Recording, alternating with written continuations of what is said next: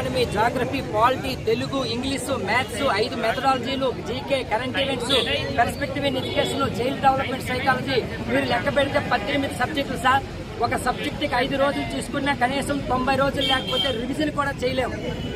కొంతమంది మేధావులు మాట్లాడుతున్నారు, గత సంవత్సరం అయింది మేము నోటిఫికేషన్ ఇస్తామంటే విద్యార్థులు ఏం చేశారని. అందరూ ఖాళీగా ఉండరు, కుటుంబ బాధ్యతలు తీసుకొని కార్పొరేట్ స్కూల్లోనూ మరొక వ్యవహారంలోనూ పనిచేసుకుంటారు. నోటిఫికేషన్ వచ్చిన తర్వాత సెలవు పెట్టుకొని చదువుతారు సార్. మీరు 40 రోజుల్లో ఎగ్జామ్ పెట్టివని చెప్పినప్పుడు అది మీరు లాజికల్ మాట్లాడితే సరిపోదు. ఇక్కడ సిలబస్ ని వాస్తవ దృష్ట్యా, పేదరిక దృష్ట్యాన్ని మీరు ఆలోచించి నిర్ణయాలు తీసుకోవాలి.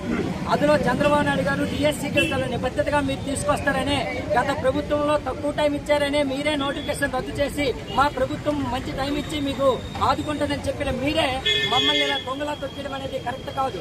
ఇక సెకండ్ వన్, చేస్తున్న డిమాండ్లు మీరు ప్రభుత్వం వచ్చి సంవత్సరం అయింది ఎగ్జామ్ పెడుతున్నారు, ఏం చేస్తున్నారు అడుగుతున్నారు. మేము అడుగుతున్న ముఖ్యమంత్రి గారు, సంవత్సరం అయింది నిరుద్యోగ వృత్తి ఇస్తారని మేము అడిగామా? అడగలే. నిరుద్యోగులకు నిరుద్యోగ వృత్తి కాదు, కనీసం ఎగ్జామ్ ఫీజు అయినా 750 రూపాయలు తగ్గించమని అడిగామా? అడగలేదు.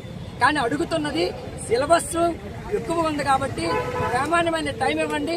At the same time normalisation రద్దు చేసి ఒకే జిల్లాకి ఒకే పేపర్ పెట్టడం వల్ల విశ్వసనీయత ఉంటుంది. పేపర్లో ఖచ్చితంగా చదివినోడికి న్యాయం జరుగుతుంది. థర్డ్ వన్, ఎప్పుడో దశాబ్దంకి ఒకసారి నోటిఫికేషన్ వస్తున్న టైంలో ఆల్రెడీ రిన్యూ అయి ఉన్న వాళ్ళకి ఒక అవకాశం ఇవ్వడానికి కోసం టెట్ నిర్వహించమని చెప్తున్నాం. మేము అడిగిన డిమాండ్లో ఏది న్యాయబద్ధంగా లేదో ఒకసారి మీరు పునరాలోచించుకొని సరైన నిర్ణయం తీసుకోవాలి. ఏ రోజు కూడా మీకు నిరుద్యోగ, ఇప్పుడు ఎస్సీ ఎస్టీ కార్పొరేషన్కి, బీసీ కార్పొరేషన్కి మీరు కోచింగ్ పెట్టారు. కోచింగ్ ఎవరు వెళ్తున్నారు అంటే ఏంటి? అప్పనంగా వాళ్ళకి డబ్బులు ప్రభుత్వ ఖజానా ఇచ్చారు, మా డబ్బులు. అయినా మేము ఈ తక్కువ టైంలో వాళ్ళకి ఎందుకు ఇచ్చారని కూడా అడగలే. ఇంటి దగ్గర చదువుకోవడానికి ఆయన నారా లోకేష్ మన ఉంటున్నారు. సంవత్సరం అయింది చెప్తున్నాము, సిలబస్ ఇచ్చేసాం, మీరేం చేశారని. 30 సంవత్సరాలు వచ్చిన వరకు పసుపు దంచుకున్నప్పుడు కూర్చోడు. పెళ్లి సంబంధం సెట్ అయిన తర్వాతే ముహూర్తం పసుపు దంచుతారు. ముందు నుంచి ఎవరు రెడీగా చేసుకొని ఉండిపోరు ఎవరు కూడా. కాబట్టి ఏ విషయంలో కూడా ఒక పర్టికులర్ డెడ్ లైన్ వచ్చిన తర్వాతే ఏదైనా ప్రణాళిక స్టార్ట్ అవుతుంది. ఆఫ్టర్ ఆల్ 2-3 మండలాలు ఒక నియోజకవర్గంలో ప్రచారం చేయడానికే మీకు 3 నెలలు కావాలి. 18 సబ్జెక్టులు చదవడానికి ఒక 90 రోజులు టైం ఇవ్వడానికి అంటే మీరు లాజికల్ మాట్లాడుతున్నారు సార్. కాబట్టి దయచేసి చెప్తున్నాం, మీకు హెచ్చరికలు కాదు, మరొకసారి పునరాలోచించి నిరుద్యోగులకు న్యాయం జరిగేటట్టు చూడండి. మీరు ఎప్పుడు ఇచ్చారు నోటిఫికేషన్? ఎప్పుడైతే కార్పొరేట్ సంస్థలు యాస్టర్లు ఇచ్చారో ఆ రోజు నోటిఫికేషన్ ఇచ్చారు. మళ్ళీ కార్పొరేట్ సంస్థలు ప్రారంభించడాన్ని ఫ్యాకల్టీ వాంటింగ్ లేకుండా మీ కార్పొరేట్ సంస్థలు కొమ్ము కాయడానికి మీరు ఆలోచించారా? లేదా 5 లక్షల మంది విద్యార్థుల కోసం ఆలోచించారా? ఒకసారి మీరు ఆలోచించుకోండి, మీ ఆత్మసాక్షిగా మీరు ప్రశ్నించుకోండి.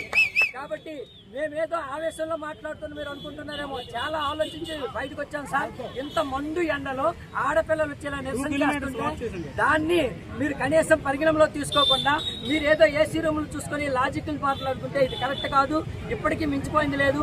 ఒక పూర్తి స్థాయి దీని మీద మీకు నిజంగా రెఫరెండం తీసుకొని ఇదే రోజు డిఎస్సీ అభ్యర్థులు 5 లక్షల వరకు వెళ్ళాయి. వాళ్ళందరికీ ఒక మెసేజ్ పెట్టండి. ఎంతమంది టైం కోరుకుంటున్నారు, ఎంతమంది ఎట్ టైం కోరుకుంటున్నారో మీరే నిర్వహించండి. ఓట్ ఆఫ్ మెజార్టీ దేనికి వస్తే ఓటింగ్ మీ పర్సన్ దాన్నే తీసుకోండి రెఫరెండంగా.